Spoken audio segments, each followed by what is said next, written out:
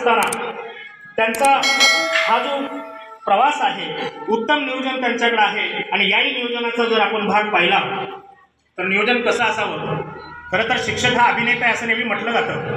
आपण सगळेच अभिनेते आहोत, नेते थोडे आहोत पण अभिनेते जास्त आहोत। वर्गामध्ये गेल्यानंतर आपण वेगवेगळ्या अभिनयातून आपल्या मुलांना त्या ठिकाणी शिकवत असतो। गेले 39 वर्ष मॅडम ज्या वेळेला त्या मुलांबरोबर शाळेमध्ये शिकवत होत्या त्यावेळेला उत्तम अभिनयातून त्यांनी आपले विद्यार्थी चांगले घडवले।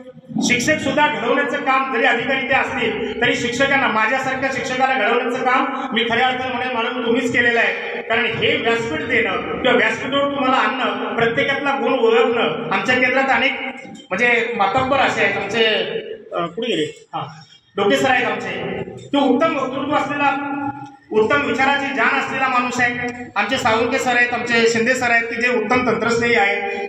त्या ठिकाणी आमचे मोळे सर आहेत। प्रत्येक व्यक्तीला, मला नावं सगळ्यांची घ्यायला वेळ जाईल सगळा, आणि म्हणून प्रत्येक केंद्रातल्या व्यक्तीला त्याचं व्यक्तिमत्व कसं आहे, तो नेमका कशात पारंगत आहे हे ओळखून त्याची नाळ ओळखणाऱ्या आमच्या ह्या विस्तार अधिकारी खरं तर इथे केंद्रप्रमुख म्हणून काम करत असताना अतिशय सुंदर प्रकारचं काम त्यांनी केलं। आणि म्हणून कमी अधिक प्रमाणामध्ये का होईना शिक्षक हा खूप महत्त्वाचा घटक आहे आयुष्यामध्ये। आपलं आयुष्य जगताना ते आनंदाने कसं जगावं हे खरं तर मॅडमकडून शिकावं। कधीच त्यांच्या मनात राग पाहिला नाही, मी चेहऱ्यावर राग दिसला नाही। आणि मला वाटतं शिक्षक आणि डॉक्टर ही दोन माणसं अशी आहेत की ही नेहमी प्रसन्न असायला पाहिजेत। सर, शिक्षक जर रागावलेल्या चेहऱ्याने वर्गात गेला ना तर मला वाटतं मुलांचं शिकणं होणार नाही। तसं अधिकारी सुद्धा जर रागावलेल्या चेहऱ्याने वावरत असेल तर मला वाटतं शिक्षकांचंही शिकवणं नीट होणार नाही, मुलांचं शिकणं बाजूला राहील। मुलं कदाचित तो भयानक चेहरा पाहून असं म्हणतील आमचं शिकायचं जाऊ द्या, बघू आम्ही नंतर, पण यांना नेमकं काय झालंय ते कळत नाही। आणि म्हणून ती पण परिस्थिती आहे की आपण हे लक्षात ठेवलं पाहिजे। शिक्षक जेवढा आनंदी असेल आणि डॉक्टर सुद्धा, डॉक्टरांचा चेहराच असा सुंदर पाहिजे। ते जर भयानक गंभीर चेहऱ्याने असतील तर पेशंटला असं वाटतं मला काहीतरी भयानक आजार झाला तर माझं काही खरं नाही।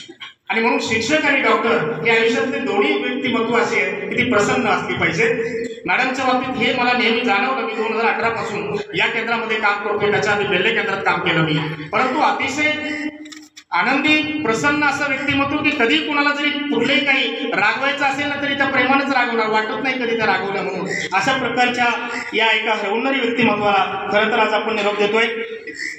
दुसऱ्याचा आनंद त्या नेहमी मानणाऱ्या आहेत। स्वतःला मान द्या, सन्मान द्या, देऊ नका, पण दुसऱ्याच्या आनंदामध्ये, दुसऱ्याच्या सन्मानामध्ये स्वतःला झोकून देणारे व्यक्तिमत्व म्हणजे आदरणीय विस्तार अधिकारी सर्वश्री काळे मॅडम। नेहमी दुसऱ्याचा आनंद, काही लोकांना दुसऱ्याचा आनंद पाहत नाही। एकदा काय झालं, एका माणसाला लॉटरीचं तिकीट लागलं आणि तिकीट लागल्यानंतर तो आनंदानं सगळ्या गावात सांगू लागला मला लॉटरी लागली, लॉटरी लागली। शेजाऱ्याला त्याहून आनंद झाला, शेजाऱ्याने फटाकेच वाजवले।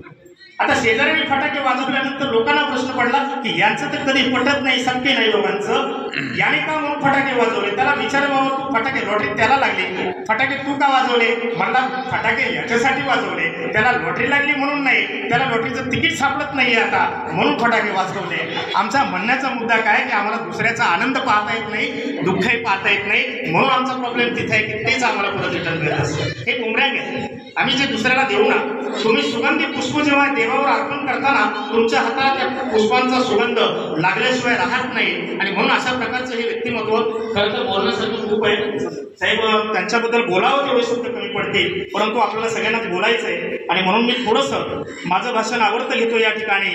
आणि अशा प्रकारच्या अनेक गोष्टी, आणि या प्रश्नाचं उत्तर मात्र त्यांना देताना गडबड व्हायला लागली। पण हजर जबाबीपणा कसा असतो? अल्बर्ट आइन्स्टाईनच्या ड्रायव्हरने पटकन सांगितलं sir that's very simple question that will answer my driver. आणि त्या खऱ्या आइन्स्टाईनकडे त्यांनी हात दाखवला आणि खरे आइन्स्टाईन बोलायला उभे राहिले आणि हे खाली बसले। हा हजर जबाबीपणा खऱ्या अर्थाने मॅडमच्या बाबतीत सुद्धा मला अनेक वेळा दिसला। आणि म्हणून मॅडम आज खरं तर बोलावं तेवढं थोडं आहे, परंतु या आयुष्याच्या प्रवासावरती आज सूर्य जरी मावळत असला तरी संधी प्रकाश कायम राहत असतो। आपण या सेवेतून सेवानिवृत्त होत असला तरी आपल्या कर्तृत्वाचा सुगंध मात्र आम्हा सर्व शिक्षकांमध्ये कायम रेंगावत राहणार आहे। आपल्याला पुन्हा एकदा उपस्थित सर्व मान्यवरांच्या वतीनं, उपस्थित सर्व ग्रामस्थांच्या वतीनं, निमगाव सेवा केंद्रातील माझ्या सर्व सहकारी शिक्षक बंधू भगिनींच्या वतीनं आपल्याला भावी आयुष्यासाठी अतिशय मनपूर्वक अशा शुभेच्छा देतो। माझ्या परिवाराच्या वतीने शुभेच्छा देतो आणि भावी आयुष्य आपल्याला सुख समृद्धीचं भरभराटीचं जावं अशा तऱ्हेच्या शुभेच्छा आणि सदिच्छांसह या ठिकाणी थांबतो। जय हिंद, जय महाराष्ट्र। Thank you very much. धन्यवाद। आणि माझे बरेचसे इथं तर शिक्षकच आहेत, सगळे शिक्षक आणि आई आणि इथे जमलेले ग्रामस्थ, आज आपण इथे सर्वजण माझ्या आईच्या रिटायरमेंटसाठी जमलेलो आहोत. तर मला म्हणजे आई इतकी शाळेसाठी म्हणजे शाळा तिची लाईफमध्ये इतकी प्रायोरिटीवर असायची नेहमीच, की घरी काहीही असलं किंवा इव्हन कुठलं मी आजारी असले, कधी कधी मला असं वाटायचं माझ्यासोबतच्या सगळ्या मुलांच्या आया त्यांच्यासोबत असतात, पण आई नेहमी काय असायचं की नाही आज मीटिंग आहे, आज इथे जायचं आहे, आज हे क्रीडा स्पर्धा आहे. सतत तिच्या लाईफमध्ये हेच चालू होतं गेली 39 वर्ष. आता फक्त माझं एवढंच म्हणणं आहे की तिनं आता थोडा स्वतःला ब्रेक द्यावा आणि थोडं स्वतःसाठी जगावं, जे की ती कधीच जगली नाही. तिनं आजपर्यंत एकदाही घर सोडून कधी राहिली नाही. म्हणजे माझ्याकडे 2 दिवस येऊन राहा म्हटलं तरी ती कधीच राहत नव्हती. नको बाबा, उद्या नेक्स्ट डे मीटिंग असेल जुन्नरला, कुठल्या तरी डॉक्युमेंट्स द्यायचे असतील. आणि नंतर आई जेव्हा केंद्रप्रमुख म्हणून जेव्हा तिनं पद घेतलं त्यावेळेस तर निमगाव केंद्रातील सर्वच शिक्षकांनी तिला खूप सहकार्य केलं. म्हणजे ती इतकी टेक्नोसेवी नव्हती. तिला अगदी सगळ्यांनीच आमच्या घरी इव्हन रात्री उशिरापर्यंत थांबत होते, जाधव सर, साळुंके सर वगैरे. त्यावेळेस असं वाटायचं की आई तुझं पर्सनल लाईफ सगळं जात आहे बाबा, की ह्या सगळ्या शाळेमुळं, की तू प्रमोशन घेतल्यामुळं.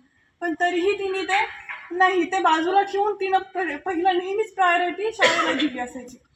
की आता फक्त मी एवढं सांगेल की आत्तापर्यंत जे तिला छान हेल्दी लाईफ मिळालं आहे, पुढे तिला तसंच हेल्दी लाईफ मिळावं आणि तिला आता स्वतःसाठी जगावं. आता बस झालं इतरांचं